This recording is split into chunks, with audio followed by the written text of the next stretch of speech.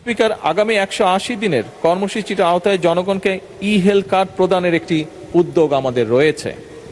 এই বিষয়কে একটি প্রকল্প অনুমোদনের অপেক্ষায় রয়েছে। মাননীয় স্পিকার, উক্ত প্রকল্পের মাধ্যমে 180 দিনের মধ্যে 5টি জেলাগুলি হচ্ছে মাননীয় স্পিকার খুলনা, নোয়াখালী, বগুড়া, সিরাজগঞ্জ এবং নরসিংদী। স্বাভাবিক, আমাদের স্বাস্থ্যমন্ত্রী নরসিংদী, ওই জন্য জেলাটি আছে। জনসাধারণকে হেলথ কার্ডের মাধ্যমে চিকিৎসা সেবা প্রদানের কার্যক্রম শুরু করা হবে মাননীয় স্পিকার, ইনশাআল্লাহ। এই health card electronic patient referral system এবং ইলেকট্রনিক পেশেন্ট ম্যানেজমেন্ট সিস্টেমের সাথে সংযুক্ত থাকবে। সরকারের 180 দিনের কর্মসূচির আওতায় খাল খনন পুনর্খনন কর্মসূচি গত 16ই মার্চ 2026 হতে এরই ভিতরে শুরু হয়েছে মাননীয় স্পিকার। বর্ষার কারণে অনেকগুলো খাল খনন কর্মসূচি বা পুনর্খনন কর্মসূচি আপাতত পর্যায়ক্রমিকভাবে স্থগিত রাখা হচ্ছে। মাননীয় স্পিকার, 31শে মে 2026 পর্যন্ত পানি সম্পদ মন্ত্রণালয়, স্থানীয় সরকার বিভাগ, কৃষি মন্ত্রণালয় এবং দুর্যোগ ব্যবস্থাপনা ও ত্রাণ মন্ত্রণালয় কর্তৃক 666টি খাল পুনর্খনন কার্যক্রম চলমান। উল্লেখ, খাল পুনর্খনন খালের মোট দৈর্ঘ্য যেগুলো হয়ে গেছে মোটামুটিভাবে মাননীয় স্পিকার, সেগুলো প্রায় 965 কিলোমিটার। মাননীয় স্পিকার, একটু আগে বেশ ঝমঝম করে বৃষ্টি হয়েছে। ছোটবেলায় আমি ক্যান্টনমেন্টে ছিলাম, আপনিও আমার ধারে কাছে ছিলেন মাননীয় স্পিকার। আমার মনে আছে তখন যখন বৃষ্টি হতো, আমরা যখন স্কুলে পড়তাম, একসাথে 5-7 দিন ধরে বৃষ্টি হতো। বিশেষ করে ক্যান্টনমেন্ট এলাকায় যেহেতু অনেক গাছ ছিল, সেখানে বোধহয় একটু বেশিও হতো খুব সম্ভবত। মাননীয় স্পিকার, আমরা খেয়াল করেছি হঠাৎ করে, আমি অনেকদিন পরে দেশে এসেছি, বাট এসে আমার খুব নজরে পড়েছে বৃষ্টির পরিমাণ বোধহয় দেশে অনেক কমে গিয়েছে মাননীয় স্পিকার। কিছুক্ষণ আগে 20-25 মিনিটের মতন বৃষ্টি হয়েছে, বাট এরকম বর্ষাকালে আগে যখন বৃষ্টি হতো একসাথে 3-4 দিন 5-7 দিন বৃষ্টি হতো। মাননীয় স্পিকার, যেভাবে গাছ কাটা হয়েছে সমগ্র বাংলাদেশে, এইটার একটি বিরূপ প্রভাব আমাদের আবহাওয়ার উপরে পড়েছে এবং সেজন্যই এবং একই সাথে এত গাছ কাটার ফলে দেশে বিভিন্ন রকম যান্ত্রিক যে মেশিন, গাড়ি ঘোড়া এগুলো চলার ফলে এবং বিল্ডিংগুলো উঠার ফলে মাননীয় স্পিকার টেম্পারেচারও বেড়ে গিয়েছে। এই সকল কিছু বিবেচনা করে 5 বছরে এই টেম্পারেচারটাকে যদি কমানো যায়, একই সাথে বৃষ্টির পরিমাণ যদি বাড়ানো যায়, একই সাথে পলিউশন দূর করা যায়, সেই লক্ষ্যকে সামনে রেখে মাননীয় স্পিকার 5 বছরে 25 কোটি বৃক্ষরোপণ এবং সবুজ কর্মসংস্থান সৃষ্টির লক্ষ্যে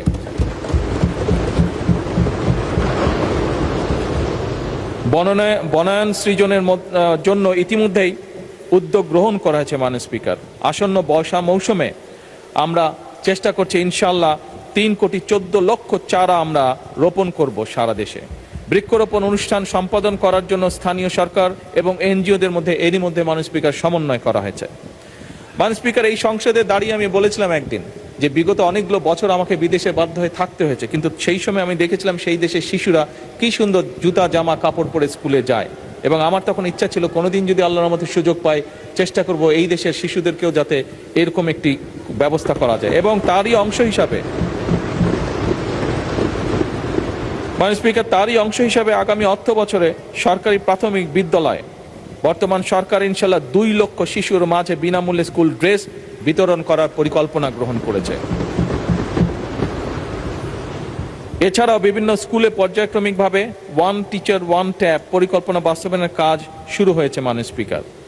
এবং শুধু স্কুল ড্রেস নয়, স্কুল ড্রেসের সাথে বাচ্চারা যে তাদের খাতা কলম বই নিবে তার জন্য আমরা একটি ব্যাকপ্যাকও তাদেরকে দিব। যেই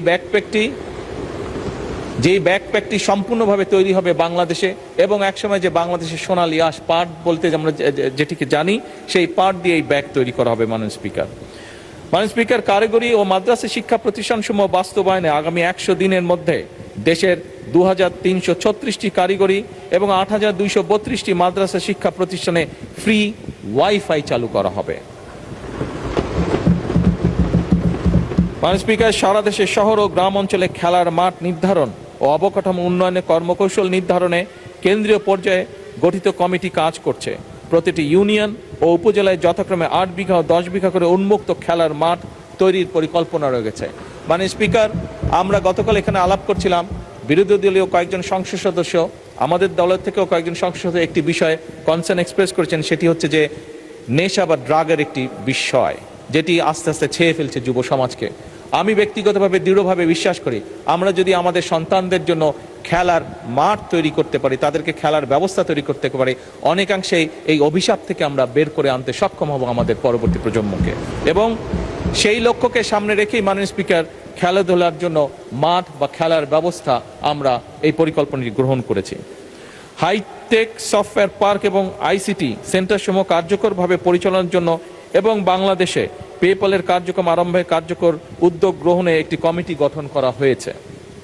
নির্বাচনী ইশতেহারকে প্রাধান্য দিয়ে বেতন কাঠামোর আওতায় জাতীয় ক্রীড়াবিদদের জন্য ক্রীড়া ভাতা এরই ভিতরে চালু করা হয়েছে মাননীয় স্পিকার। প্রাথমিকভাবে 500 জন ক্রীড়াবিদকে এই ভাতার আওতায় আনার পরিকল্পনা নেওয়া হয়েছে।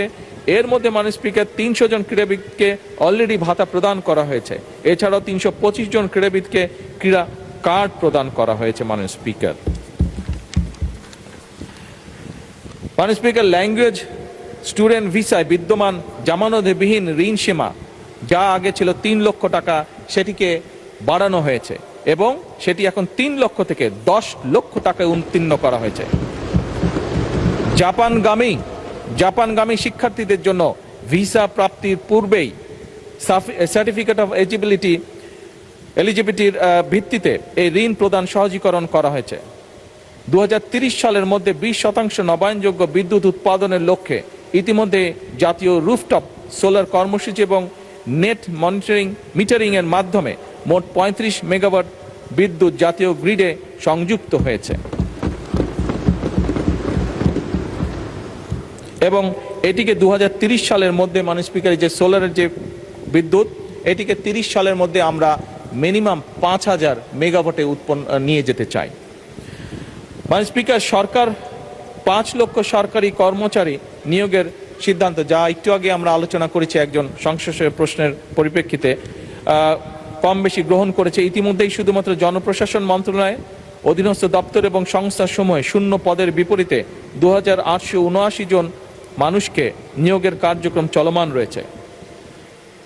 12 থেকে 14 বছরের শিশু কিশোরদের ক্রীড়া প্রতিভা অন্বেষণে যুব ক্রীড়া মন্ত্রণালয়ের উদ্যোগে নতুন করে স্পোর্টস 2026-এর কার্যক্রম গত 2রা মে তারিখে উদ্বোধন করা হয়েছে। এতে football, cricket, kabaddi, athletics, badminton, দাবা, সাঁতার ও মার্শাল আর্ট সহ মোট 8টি খেলা মাননীয় স্পিকার অন্তর্ভুক্ত করা হয়েছে। এটিও মাননীয় স্পিকার, যেই নেশা বা ড্রাগের যেই সমস্যাটির কথাটি বা বিষয়টি আমরা এখানে আলোচনা করেছি, সেই অভিশাপ থেকে মুক্ত করার জন্য এই পরিকল্পনা গ্রহণ করা হয়েছে। মাননীয় স্পিকার, আপনাকে আন্তরিকভাবে ধন্যবাদ।